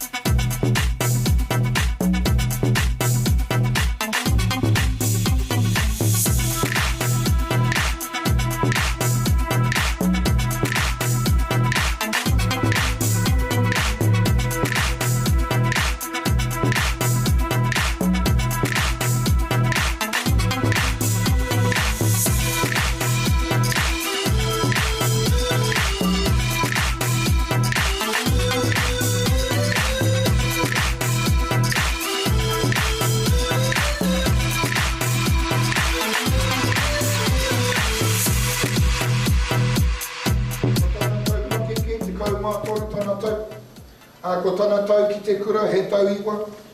Ko ana whakaara mō te wawata, mō ana wawata, mo te anamata, kia tū ia hei rōia. Rawe, rawe. He uri ia o kaitahu kāti maunga tiatanga, hauti Ngāti Parau tiatanga, maha ki Ngāti Rau ka wāno hoki. Ko tana kaupapa kōrero, he mamai poto, he ora ngāroa. Tēnei te karanga atu ki taku kōhine anō. A tini Māruka, karawhiua.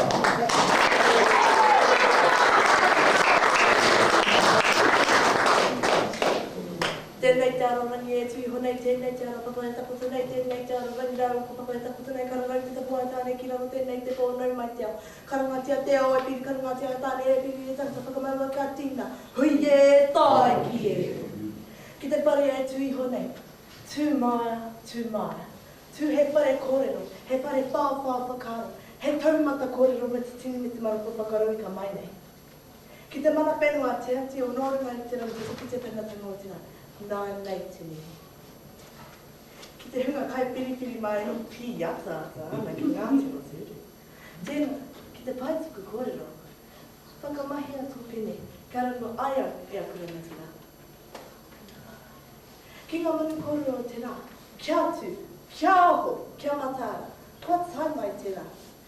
Tēnā, whakamahia te arero, kia rere, kia tika, kia mana I o kupu kōrero. Tēnā koutou. Kei wareware ai ngā kaimahi o te kaupapa nei. Ko koutou ngā hapa, e hapa e ana I tēnei kaupapa.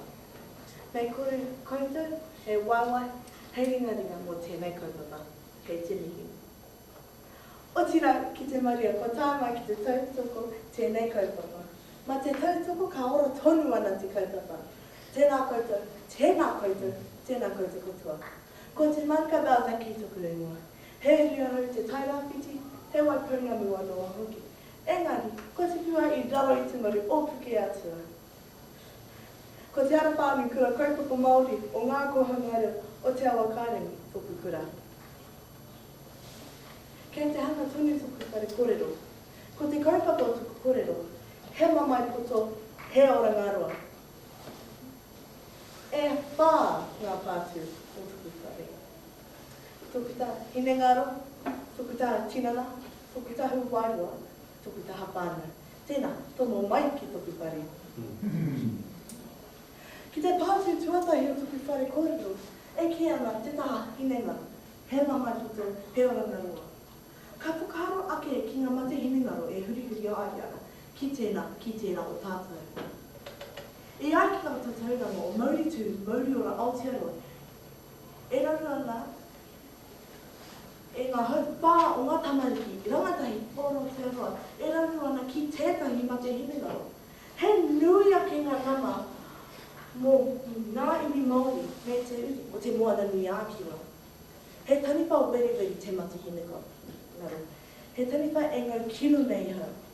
Ko te mate nui pia, ko te awaramanga. Nō hea tēnei mea te awaramanga. Nō raro, E hika mā, te mohi wai. Engari, ko te take o tōku awaramanga I tēnei rangea. E ngā ka tuahau, he aha moku pia o te kura. Ka taupoko rātai au, kakatakata ki. E ngā ka hapa, ka tāpipita kōrero, ka ngau tuaraka. O e taukiri e. Te mohi o ea, engari, kau e tātou me rapu hapa, me rapu hāpai ke, patua te whakama, patua te awangoa, koi a te mahi. Ai, ka mamai ki te ngākau, ka mamai ki te tania. Engari, nā ka whakarongo ki a rātou, ka mahi a te rātou whakaro. Hika mā, wai hō rātou, ko koe te take kia tū, pia tō pāna te take kia tū. Engari, kaua rātou, e whakarongo. Mati I tō mākau. Ka tua hau tēnei, pia ka tō whakahuru, ka I tēnei whakatata, hea o ka te koe, ka piripiri mā. Patua te whakamā, patua te awangawanga, ahakoa, he mamai poto, he ora ngaroa. Ki te pātu tuara, rua, ko tuku tāia tinanga, he mamai poto, he ora ngaroa. E tika ana tuku kōrero, ai ka rongo au ki taua mama, ia te rā ki te kura I te wāhaura. Ko toku pāo ko matua kāia tēnā, e tino aroana ki tō mātou haura. Ka timata mātou ki te mahi o ngā hāka ki mo ki atu. Ko te heke uatoro, ko te whione, ko te peruki, aha atu. He mama kē ngane ki hama katoa. Hata atu ki o roa. Ka whakaroa ki ngā hākinakina, ka whakamahi au. Ko te koitarapiti, ko te kiorahi, ko te pātuporo. Ko ngā mahi katoa ki ene hākinakina, he mahi ona. Me ka hake mātou te mahi ona. Me ka hake mātou, he whakaro ki te mātou huariri. Ena ka pau te hau, tētahi te karo. Tētahi pia te whai tō huariri. Tētahi pia te whai piro. Kaua mā te wāwai te tukutiki, engari mā te upuko pakaru. Ahakwa, he mamai ki te tinana, he ora ngā rā. Ki te pātu o tuku taha waiwa, ko te tāia me tuku a Māori. Kora nginui e tui honai, ko papatuānu ku e takoto nei. Ka ki te a te moana, ka ki te tangarua mea nauri. Ka pā mai te hau, ko tāwhiri mātetera e ka hapapui ana. Ka rongana te te kāka, te pūku a ngā manu o te wā. Ka rongana te mana o tāni mahuta. Ka riri te tangata, ko tērā atu matauinga, hei ngā kītu. Ko tēnei ngā atua Māori, ko tōku a Māori tonu. Ina ka kitea te tāia, ka rongana te mati haere. Kei te hiki te taumato o te moana, kei te paruparu ana ngā kōawawa, kei te wira haringa ngahere, kei te kaha maranga i ngāra, kei te kaha paurina te hau i ngāra,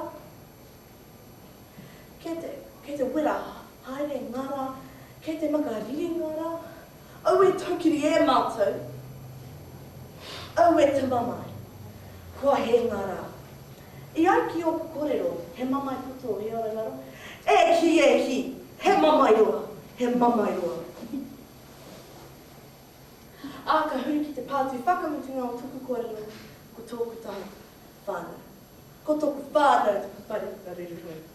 Mana rātou e tiaki e mana ki a hau. Ka kore taku whānau, ka kore a hau. Ka hau mai te mama o te mate, ka mate te tangata, ka hai te ngākau, ka hoti te manoa, ka rekore ngā hupe.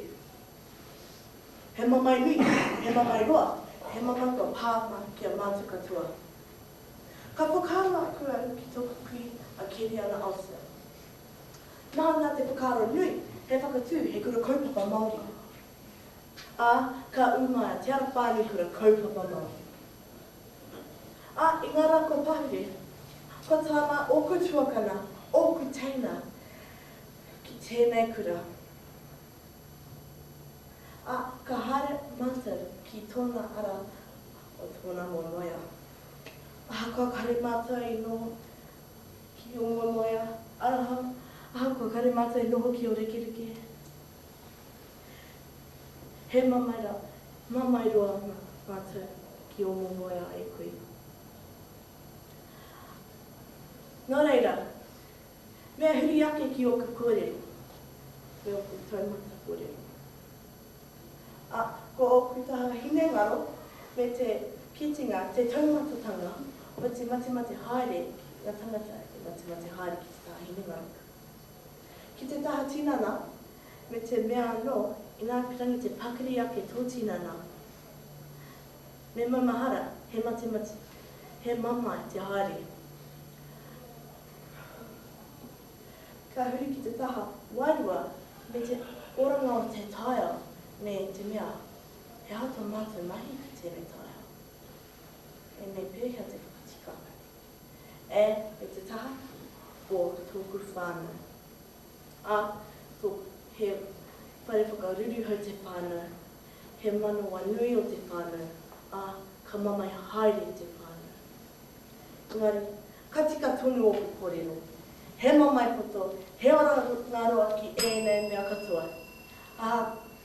He mamai poto, he ora ngā roa. Tēnā, koutou katoa!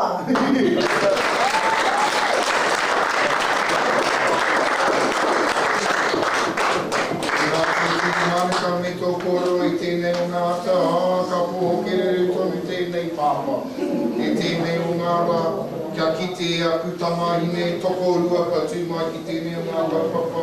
E tika ana he mamaroa, he orangaroa.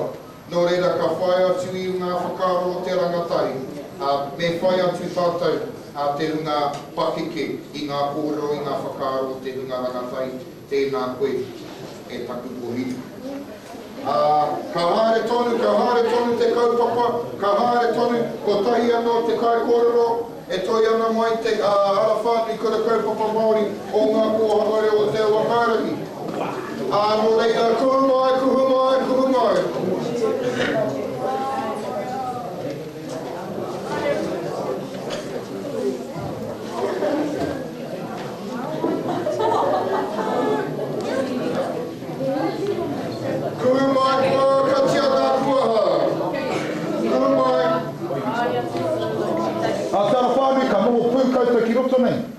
Ka te karo re haere. Mai kore ka tua ki runga I te rātāmira ka patua I a koe I te whakama. Kurumai tata, kurumai, please enter. We're trying to carry on. Please come and take a seat.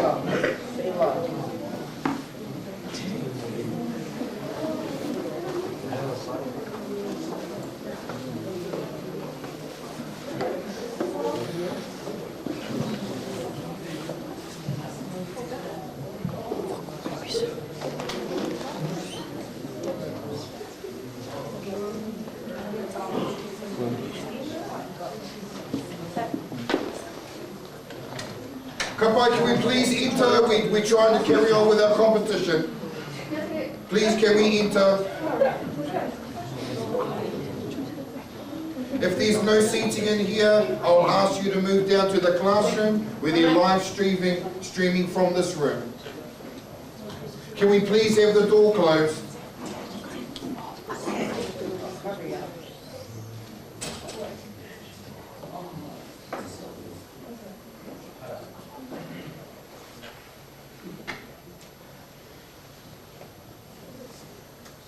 Tēnā tātou, ka haere tonu te kaupapa.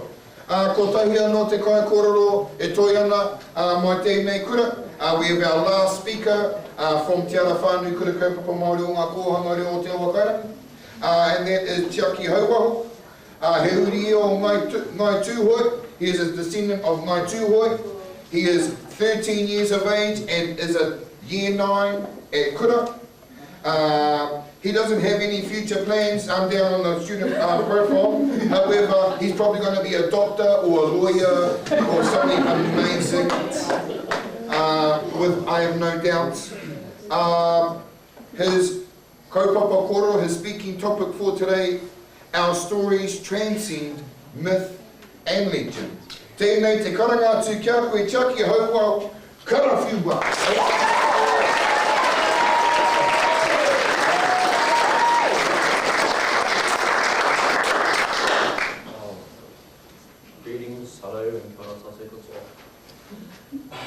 Today, I, Taki Hauwaho, have come to stand before you to delve into the rich tapestry of our cultural heritage and to speak of the topic that is our stories transcending myth and legend.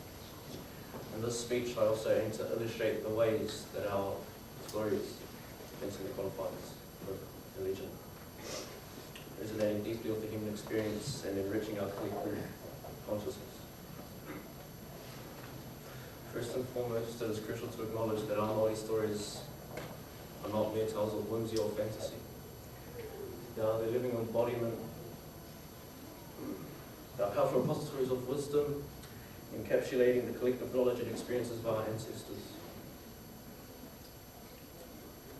From the creation of myths that speak to the origins of our world, to the heroic exploits of legendary figures such as Maui and Hinemoa, these stories teach us valuable lessons about resilience, perseverance, and the interconnectedness of all living things. Indeed, at the heart of many Māori stories lies a profound reverence for the natural world, a recognition of the inherent spirituality that permeates every aspect of our existence. Our stories remind us of our sacred duty as kaitaki or guardians entrusted with the stewardship of the land, sky and sea. Through the exploits of demigods and ancestral beings, we learn the importance of living in harmony with nature and the consequences of straying from the sacred path. Moreover, our Māori stories are deeply intertwined with the history of our people, serving as a testament to our resilience in the face of adversity. From the arrival of the waka to Aotearoa, to the struggles of the land wars and the subsequent colonisation by European settlers, our stories reflect the triumphs and tribulations of generations past. Through the retelling of these narratives, we honour the sacrifices of our ancestors and reaffirm our commitment to preserving our cultural heritage for generations to come. But perhaps most importantly, our Māori stories possess a timeless universality that transcends cultural boundaries, resonating with people from all walks of life, more rooted in the unique landscape and traditions of Aotearoa. The themes and motives found within our stories, such as the quest for knowledge, the search for identity, and the eternal struggle between light and darkness, speak to the fundamental truths of the human experience. In a world increasingly divided by differences of race, religion, and ideology, our stories serve as a powerful reminder of our shared humanity, uniting us in a common journey of discovery and self-discovery. In conclusion, our Māori stories are far more than mere myths or legends. They are the living embodiment of our cultural heritage, encompassing the wisdom, history, and spirituality of our people. As we continue to navigate the complexities of the modern world, let us never forget the profound significance of these stories and the lessons they impart to us. Let us embrace them as the sacred treasures they are, weaving them into the fabric of our lives and passing them down to future generations so that they may continue to inspire, educate, and uplift all who encounter them. Thank you, guys, for taking the talk.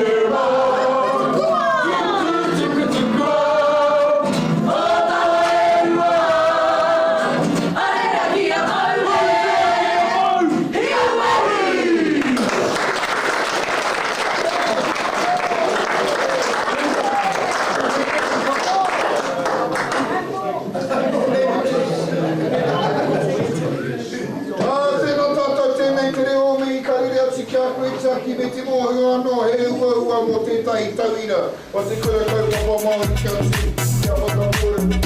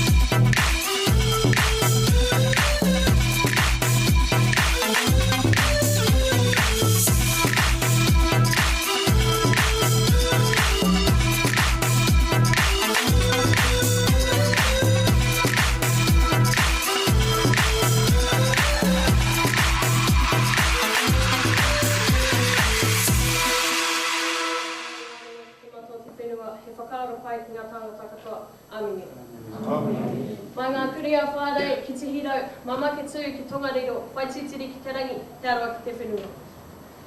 Tūtahi ake me tukumihi ki a koutou ngā kaipakawā, mo te haro mai ki te whakaronga ki o Korero, no reira, tēnei au kāmihi. Ki o kuhua, e mātaki, e tautoko ana au te rangi nei, tērā koutou. Kaumatu, ki tōku kura tuatahi, ki tōku kura kaupapa Māori, a te ara whānui kura kaupapa Māori, o ngā kohanga reo te awa kairangi. Anei au, e tūnei, i ringo o tō koutou aroha.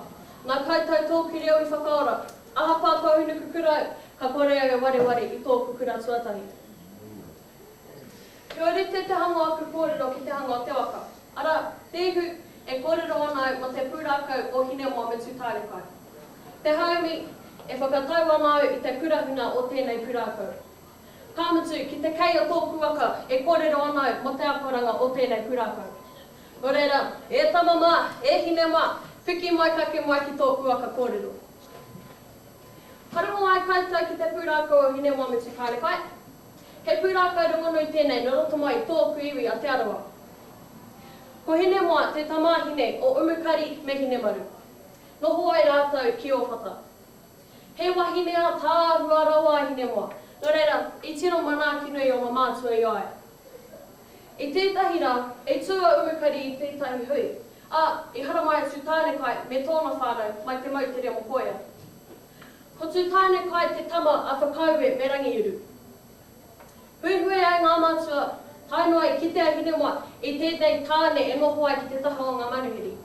I ki te atu tānekai I tēnei wahine a tāhua rawa.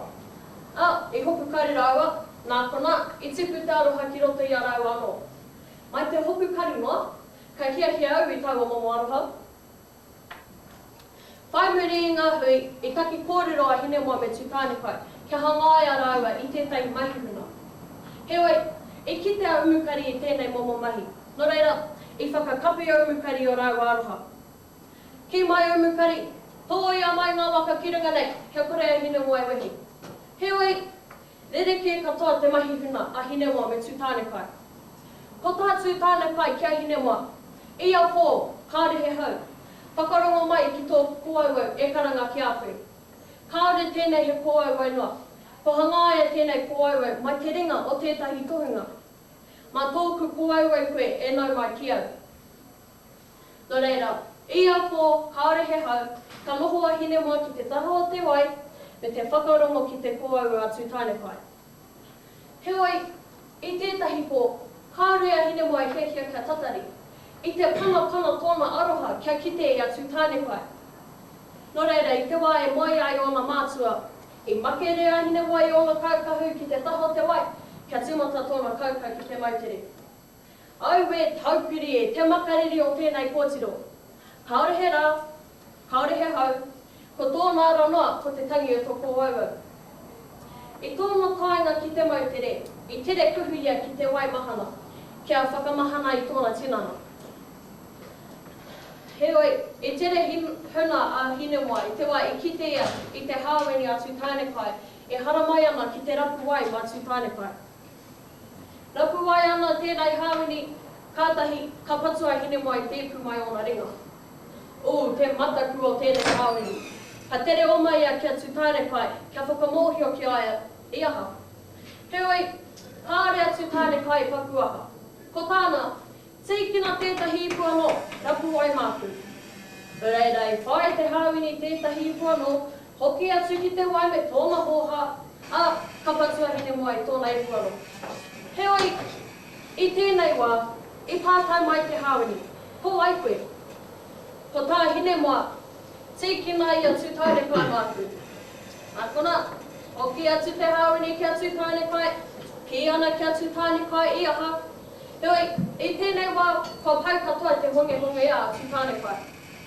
I tauwana ia ki te puna wai mahana me tōna pupuriri. Ko ai koe, whita mai noa nei. Ana ka whita mai ki te mua. Me te ohorere katoa atu tānekai. I tere riro kāpunu atu tānekai, ma hine mua kia whakamahana I tōna tinana. Heoi, kāore a hine mua I whakamohio ki o ngā mātua, I hea e. No reira, I taua ata tonu, I oho ona mātua me te whakaro, hei hea hine mua. I tere mataku ona a umukari me hine maru, I te kimi haere te motu I a hine mua, tainua te wā, I whakaro a umukari, ka tiroa ki te mautere rā. Kuhu ane ea ki tōna waka, kia tīmata tōna hoi ki te mautere, tōna tāinga atu ki te mautere, I kite ia I a hine mua me tū tānekai. Heoi, I te harikua katoa hine mua. Hauri ke ngākau umukari ki te whakamārama, ki te mārama, ka pakekea ki tōna pēpina ne. Ko tai mai te wā, kia rere a hine mua I ona parihau. No reira, I hoki atu a umukari ki te kāinga, ki te whakamohio ki tōna whānau, ka pakekea ki tōna pēpina ne. Ko tai mai te wā, kia whai a hine mua I tōna ake ara. Rere ana te wai, rere ana te moana, rere ana tō puaka ki te haumi o tō puaka kōrero. Me te pātai, he ha te kurahuna o tēnei pūrākau. I tōku oranga, I rongo au I ngā pūrākau Māori. I pānui au I ngā pūrākau Māori.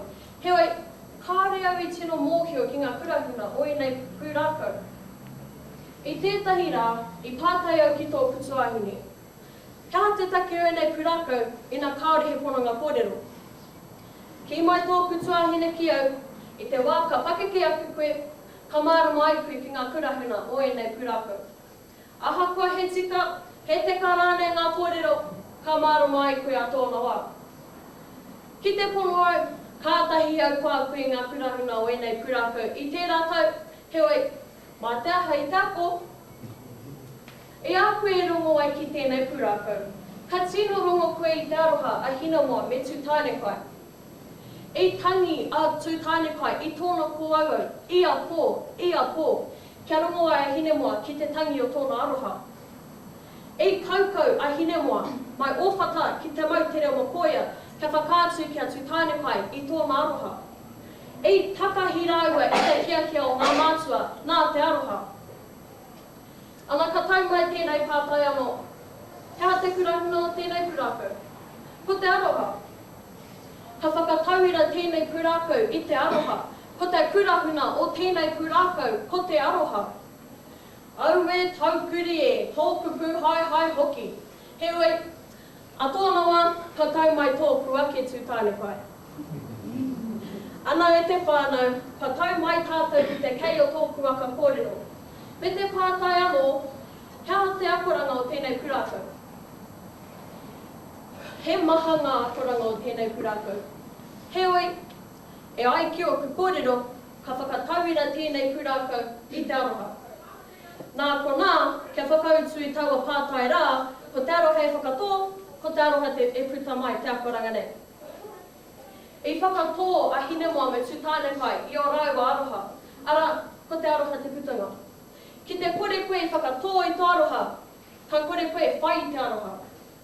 He tauira pai tēnei mā tātou, I te mea, ki te kore koe ako I te aroha, ka kore koe whai I te aroha. Ka noho takitahi koe moa ke tonu.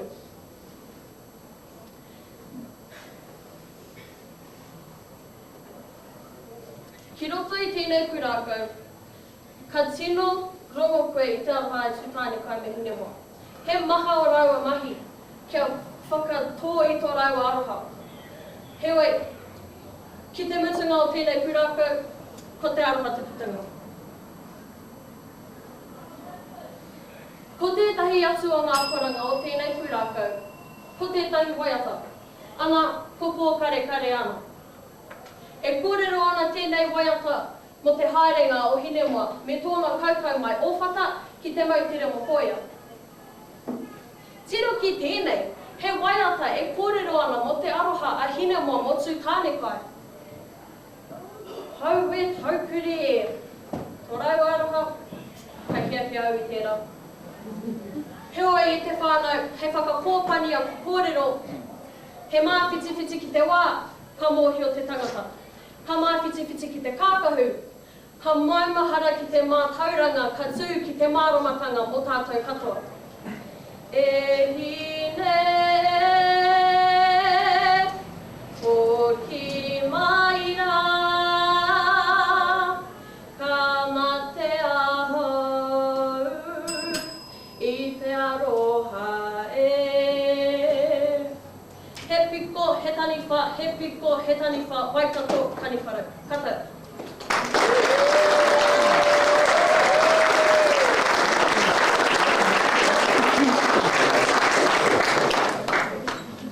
E te raukura o te ara whānui kura kaupapa Māori o ngā kōhanga reo te awa kārangi tēnei te mihi atu ki a koe Sky. Me pēhea ngā kōrero, wau e te rongo atu ki tētahi pūrākau no Ngāti whakau e tonu, no tō iwi tonu, hei arahi I tō kōrero I tēnei o ngā rā.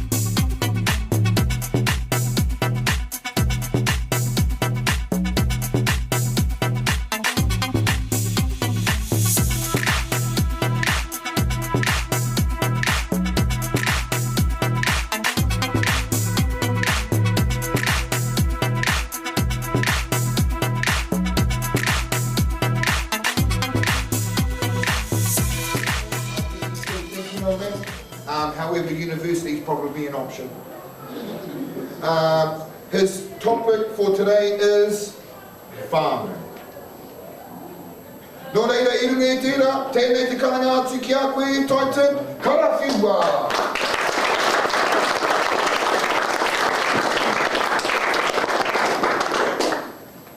Tēnā kei te katoa, ko te karo te maunga, whāngako te awa, ko mātato te waka, te whana apanui te iwi, te whana te huranga te hapu, ko pōtaka te marae, te kāni tuku whānau, ko taita tuku ingoa, nō reira, tēnā kei te tātou katoa.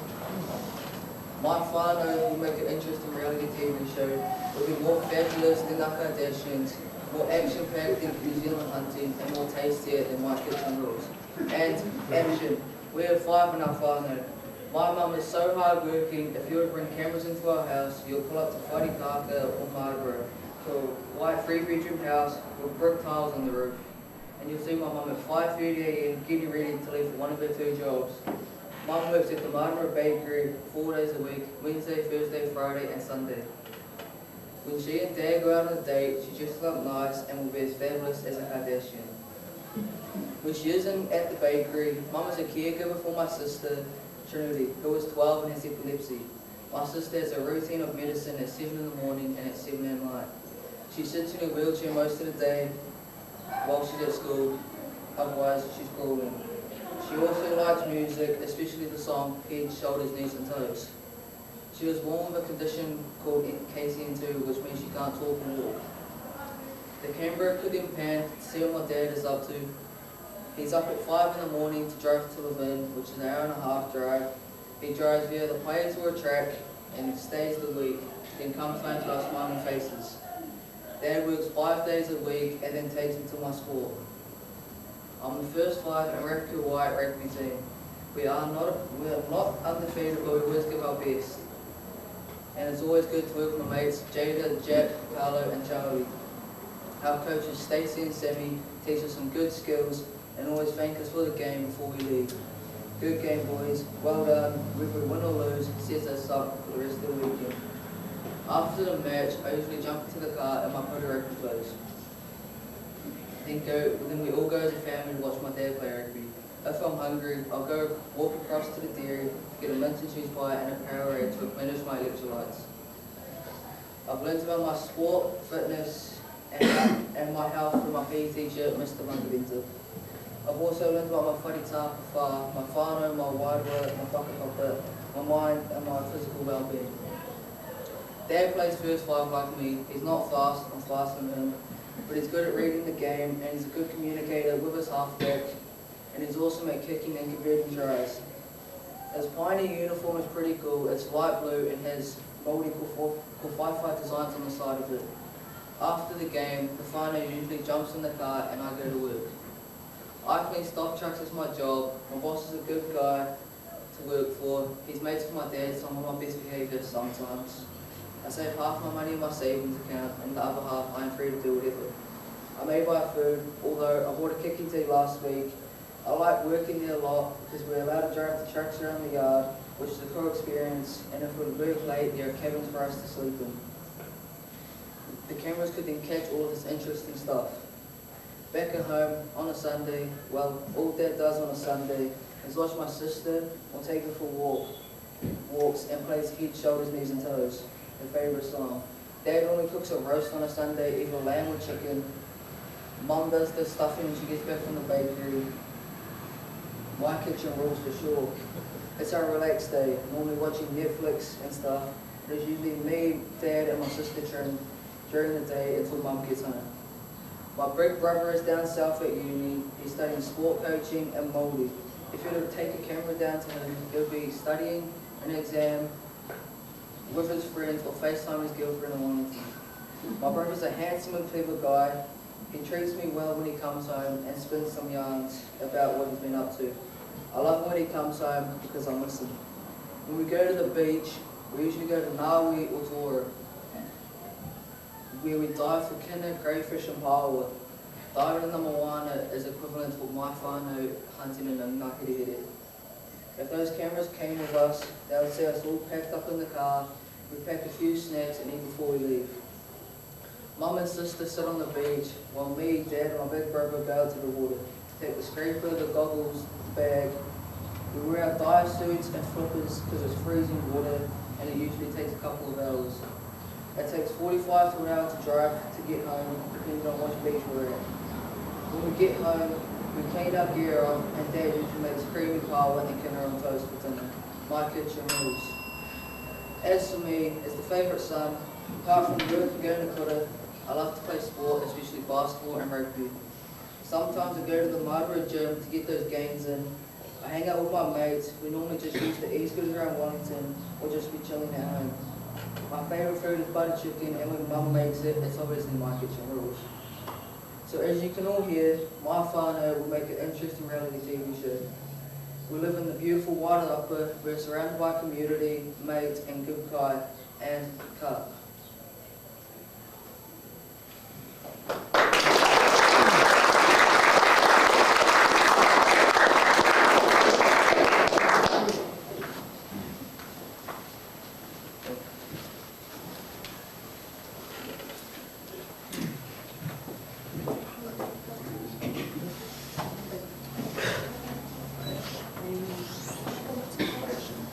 Toru, ka.